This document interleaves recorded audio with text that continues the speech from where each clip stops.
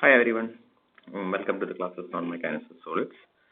So in today's class we will be discussing the stress-strain relationship. So in the first class we had discussed what is stress and what is strain, and now we are forming a relationship between stress and strain.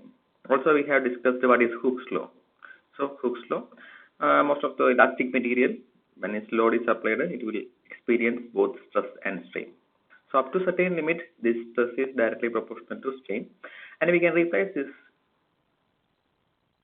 proportionality with a constant that is called Young's modulus. So up to elastic limit, stress is directly proportional to strain. That is called Hooke's law. Okay. So to draw a stress-strain relation for a material, we have to conduct one experiment on the specimen. So here is the test specimen. Normally we will be conducting the experiment on mild steel while we are doing our lab. And we have to study the stress-strain relation for both elastic and both ductile and brittle material.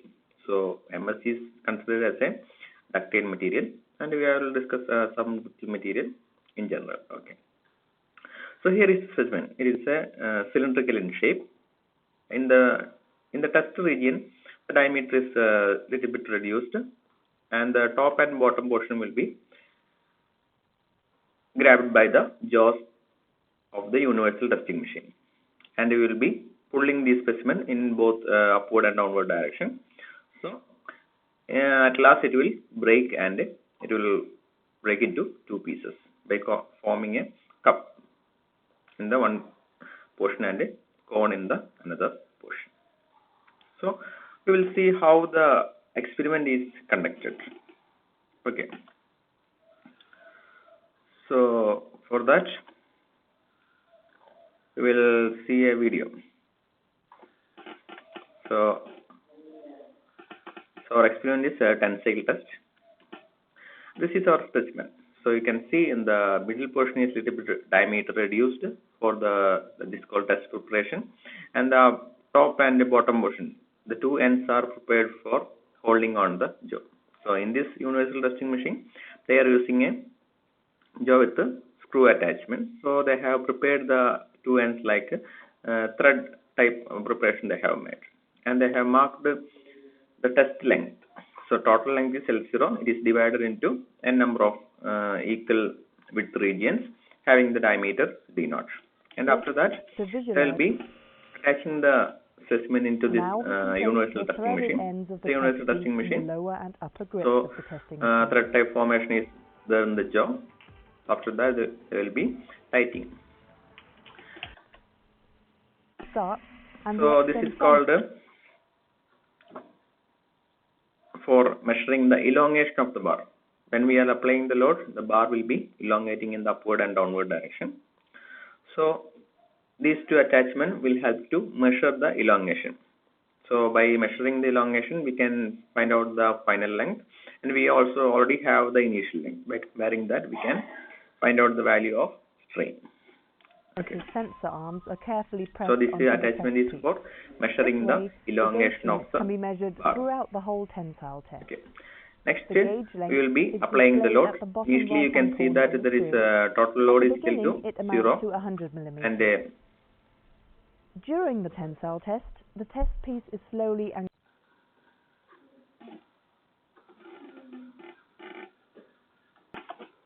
so initially you can see that the total load applied is 0, and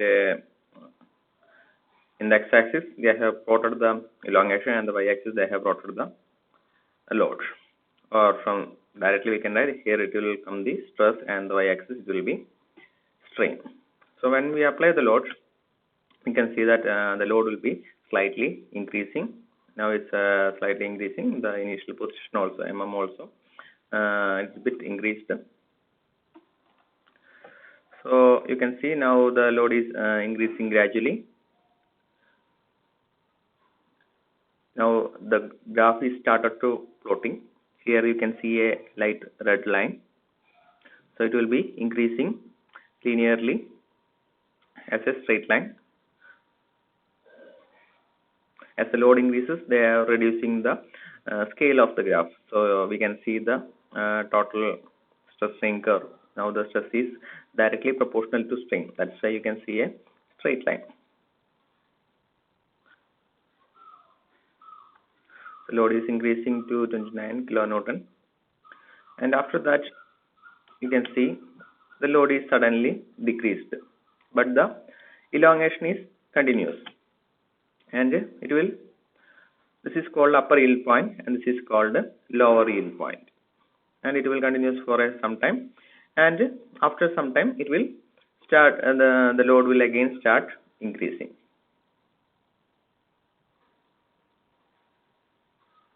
So you can see that actually now the scale is a bit wider. After that, after the experiment will be completed, we will be reducing the scale. So now you can see that the load is started increasing, and it will reach a maximum value. You can see that it will reach a maximum value, and then it starts reducing. The maximum value is called ultimate stress.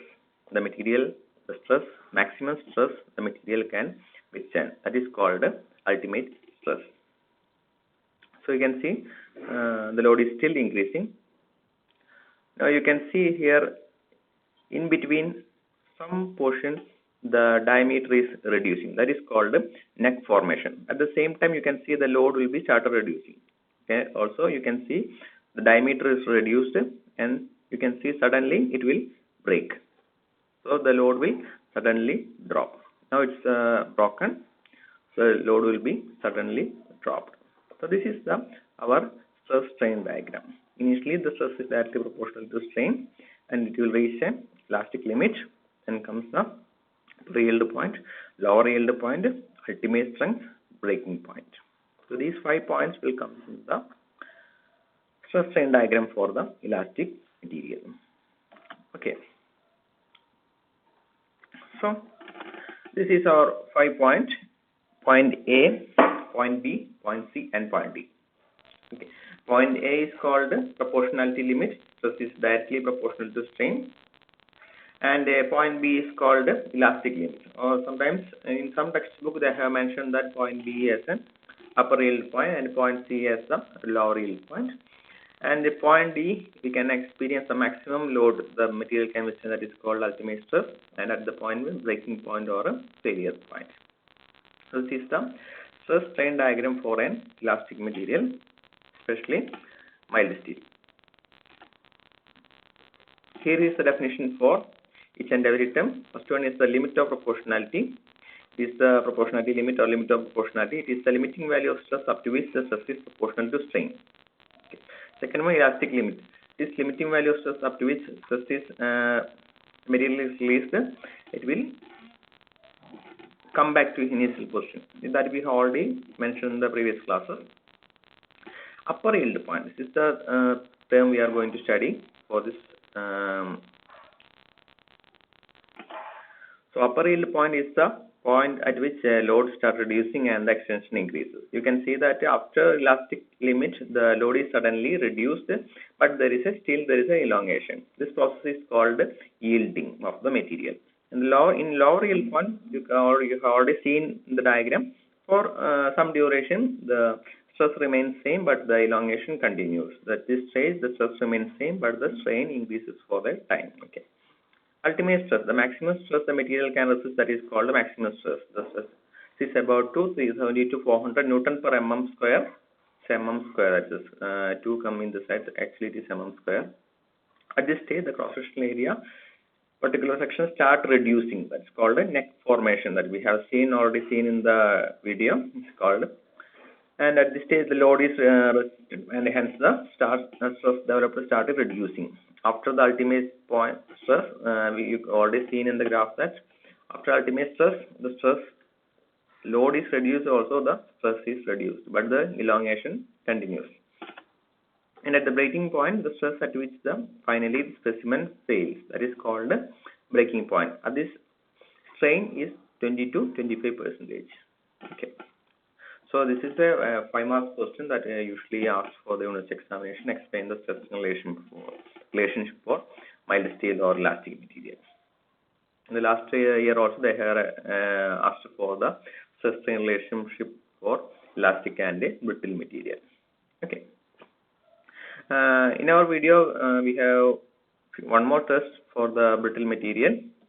They will be continuing the experiment with another specimen, and you can see the final and initial shape of the specimen. Initially it was this much length, and finally it is increased this length, and you can see the neck format. This is the reduced diameter. Okay. And the second experiment they have conducting on another specimen. This is a brittle material. You can see the stress strain diagram. It is initially stress is directly proportional to strain, and suddenly there is no yielding point or lower yield point. Gradually it is increased to ultimate stress, and suddenly there is no neck formation. It is directly, there is no neck formation.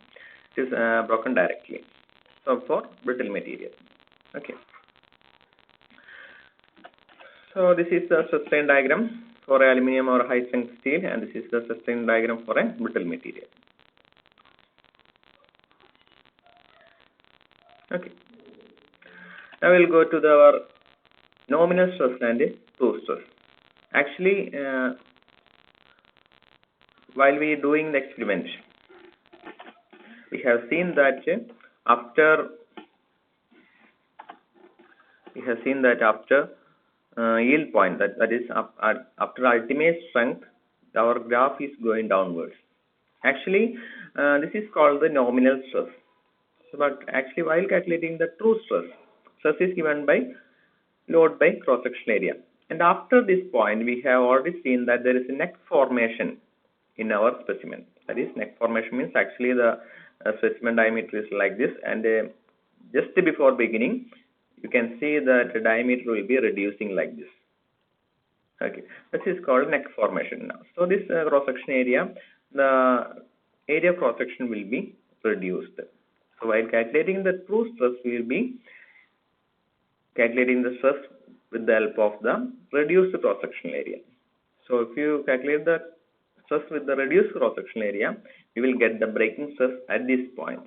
So normally breaking stress is more than the ultimate stress. Then we are as we are considering this nominal stress and a true stress condition. So what do you mean by nominal stress and a true stress? Nominal stress is we will be calculating the throughout stress or strain with the initial diameter. But after the ultimate stress, the diameter is reduced. So for calculating the stress at this breaking point, we know the load at the breaking. So if we want to calculate the stress at this breaking point, we will be dividing with the area cross section. But we will divide with the reduced area cross section so that we can get the actual stress. That stress is called a true stress. Okay. So that is it's also a very important question usually asked in the university examination to explain the concept of a nominal stress and a true stress. Okay. So here is some values of Young's modulus of elasticity for material. Normally we will be providing the value of E, but in most of our question we will be dealing with the steel. So just try to remember the Young's modulus value 200 to 220 giganewton per mm square. Giga means 10 raised to, kilo means 10 raised to 3, mega means 10 raised to 6, giga means 10 raised to 9. So 10 raised to 9 Newton per mm square or kilo Newton per mm square will be the unit of steel. So sometimes they won't forget to give the data. If the data is not given, the value of steel we should study. Steel and copper.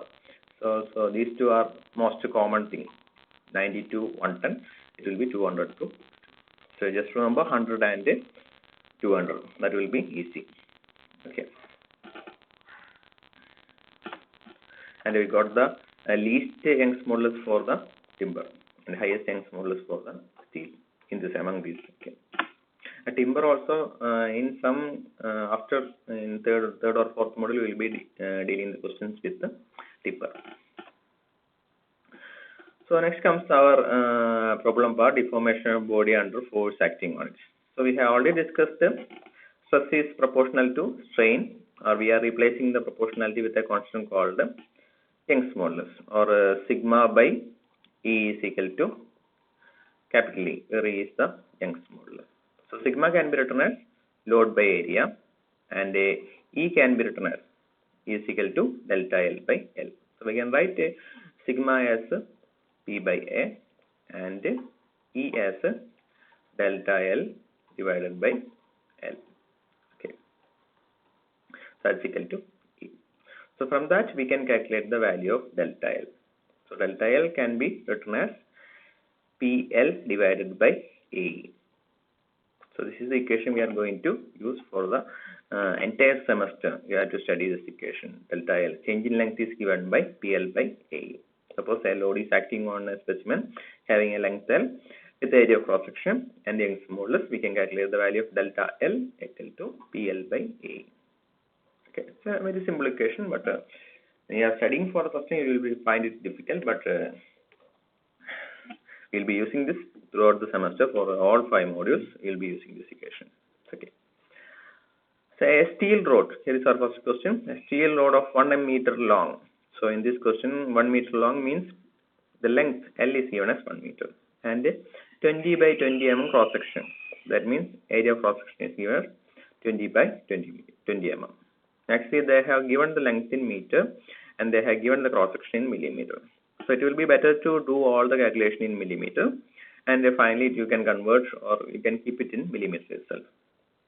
Subjected to a tensile force, P is given as 40 kilonewton. So you have to substitute in terms of Newton. They have given in terms of kilonewton, you have to convert it into Newton. So 40 kilonewton is equal to 40 into 10 raised to 3 Newton. So determine the elongation of the bar. It's a direct question, and I have mentioned it as steel bar. So we can use the value of E as 200 gigapascal. Okay. You can use the value of 200 gigapascal. In this question, they have given the value. Okay. So here is our solution. Delta L is equal to PL by AE. They have 40 kilonewton. They have replaced with the Newton. 1 meter. They have converted into millimeter. And area of cross section 20 by 20 and gigapascal. 1 Pascal equal to 1 again. 1 Pascal equal to 1 Newton per meter square, or 1 megapascal equal to 1 Newton per mm square. So here they have given giga. 200 gigapascal equal to how much Newton per mm square. So giga can be written as 200 into 10 raised to 9. So I can write it as 200 into 10 raised to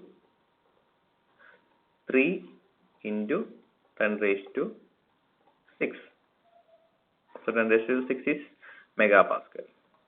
So I can write 200 into 10 raised to 3 Newton per mm square as 200 gigapascal. Okay. So we will be using the equation. Actually, it is they have made a mistake. It's 200 gigapascal. So 200 into 10 raised to 3 Newton per mm square. So we will get the value of delta L as 0.5 mm. Okay. So we will be discussing a few more questions in the coming class, and that's all for today. Thank you.